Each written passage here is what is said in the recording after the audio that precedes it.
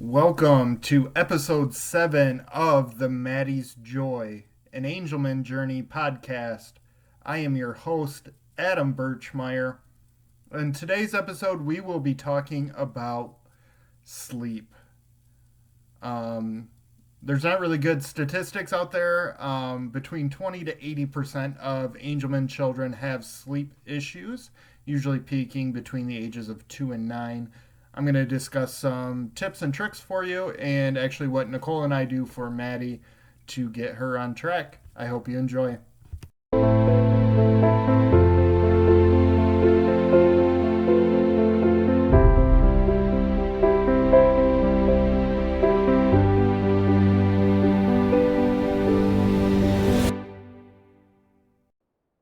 All right, welcome to episode 7 of the podcast. This will actually be our last podcast of the year. We will be taking a brief hiatus for the holidays. And we will still be releasing a blog post on Monday. However, if you haven't checked out last week's blog post, we actually had a guest blogger on the website, so maddiesjoy.com. And Betsy Black, a mother here in the Angelman Syndrome community, was kind enough to share her family story. And it was a story of triumph, of heartbreak, but it's so uplifting. And Nicole and I had the pleasure of meeting the Black family at the ASF Family Conference, and they are fantastic people. And their little girl Sophie is amazing. She's the sweetest little girl, and they have also 3 neurotypical children who are outstanding kids, and they're just a family that you really need to connect with if you have not talked to them. So check out their story. So thankful for Betsy for sharing that story. It was an eye-opener for a lot of people who read the blog week in and week out who are family members of mine. Got some fantastic responses for that. So thank you so much, Betsy, for opening up your world and sharing it with the world at large. But let's get into sleep. Now, I know with travel over the holiday season, a lot of our kids' sleep schedules are going to be thrown out of whack. But I pulled some information off of the Angelman UK website, and they had some really amazing tips, tricks, and I will actually share what Nicole and I did for Maddie that greatly helped improve her sleep. So when I tried pulling research for this podcast, there was actually a wide range of the percentage of children with Angelman syndrome who actually have sleep issues. So the study that I read put it at between 20 and 80%, which is a huge which is a huge range. Just knowing what I know personally from other families, it's probably on the higher end. And typically sleep issues with children with Angelman syndrome actually peak between the ages of 2 and 9, but it can extend longer into life. So just be cognizant of that. People tell us that it gets better, but for some individuals it doesn't. But that's really why you need to get on the ball now. That way later on in life it won't be as much of an issue, hopefully. And the first thing that they suggested was sleep hygiene. So make sure that you have a routine and make sure that your child is sleeping in the same place each and every single night. So for Maddie, she actually goes to sleep at 7:30. Obviously, she sleeps in her crib, and then we always have the white noise machine on. And even when she sleeps at her grandma's house, or granny, sorry, my mother-in-law likes to be called granny. We make sure that we bring the white noise machine with us, or there's a white noise machine there. One thing that I highly, highly, highly suggest is make sure that you're taking turns with your partner. So when Maddie first developed sleep difficulties, she she would sleep maybe 2, 3, 4 hours a night. So Nicole and I actually developed a routine where I would be up with Maddie from 8 p.m. until 1 a.m. And then Nicole would take over from 1 a.m. to 5 a.m. And then I would be back up at 5 a.m.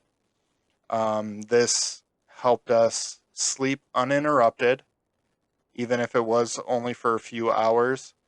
But to all the super moms out there, you do not have to do it alone. Sometimes us guys need to take better cues. But just tell us if you need somebody. And to all the dads out there, I would highly suggest helping out your spouse, because sleep issues, well, sleep deprivation in adults, even if your angel doesn't need all that sleep, we still do. We still have to function and do our day to day. So just make sure that we are sharing time. And not only do you need to have us the same environment, sometimes we need to have enclosed environments. So those of you out there who have safety sleepers, that's a great option for your child with Angelman syndrome. Our safety sleeper is actually pending with insurance. Our PT was actually able to use the Angelman Syndrome Foundation website to help with the letter of medical necessity, and then he actually added in his own notes too. So hopefully, insurance has a plethora of evidence that Maddie needs her safety sleeper. And we're just excited for that to come, because I walked into her room. She's still in a crib, and here she was on her knees, ready to play and jump out of her crib. So once she starts pulling herself up, we're going to be in a whole world of trouble. Something interesting that the Angelman UK website suggested was actually weighted blankets. And they specifically mentioned to talk to your occupational therapist about this, because it is going to vary on size. As we know, sometimes our angels can't control their movement. So the weighted blanket might be a good option to kind of tuck them in tight and make them feel safe and secure. But talk to your occupational therapist about that, or just any medical professional. I just wouldn't implement that without speaking to somebody first. And then the big thing that we all use in the community, or a lot of us do, is medication. Now, with medication, I hear a wide variety of things. So I do want to clear up some misinformation that might be out there about melatonin. So I pulled this directly from Johns Hopkins. And actually, melatonin puts you in a state of quiet wakefulness. It actually helps promote you to become sleepy, but it doesn't keep you asleep.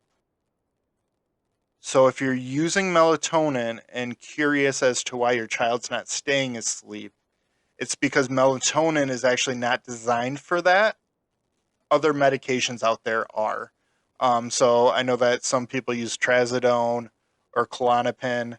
Obviously, those medications should be administered, or at least prescribed, by a physician.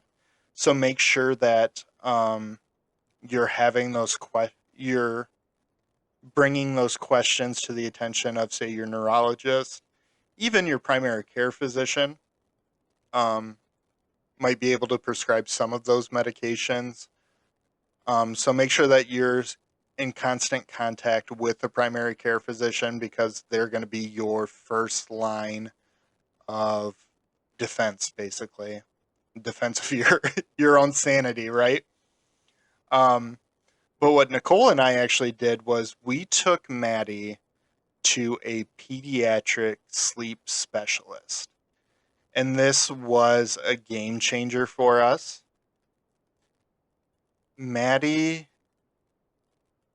was a terrible sleeper. And a lot of that was actually on us because Nicole worked as a nurse in the hospital and she worked 312s a week. So Maddie's sleep routine was actually pretty staggered. If Nicole was home all day, we would start the sleep routine at 7:30. But if Nicole was working, we would actually start her sleep routine at 8:30. And that hour of difference just really threw off Maddie's circadian rhythm. She couldn't find a rhythm to help her sleep. So there were some really rough nights, nights where Nicole and I both only had like 2 or 3 hours of sleep. So we actually started experimenting with melatonin on our own. And the first time that we gave Maddie melatonin, we looked at her body weight and suggestions on the internet, and we actually gave Maddie 5 milligrams of melatonin. Well, it knocked her out, but the whole next day, she was very groggy and not herself. So we ended up cutting that back, but actually, when we saw the sleep therapist, the or specialist suggested that we only do a half a milligram of melatonin. And after we left that appointment, I didn't think that half a milligram would do the trick, but it actually worked. So we give Maddie half a milligram of melatonin an hour before bedtime, which is now at 7:30 each and every single day.